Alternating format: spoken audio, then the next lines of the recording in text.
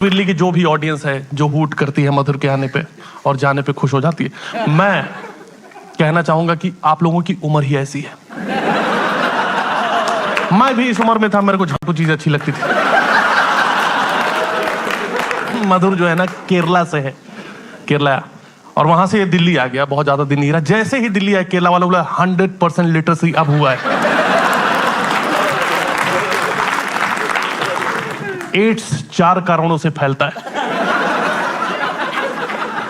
संक्रमित मां को बच्चे को होता है, उससे सिरिंज से होता है, किसी शारीरिक संबंध बनाने से, और मधुर के साथ सिर्फ बैठने से।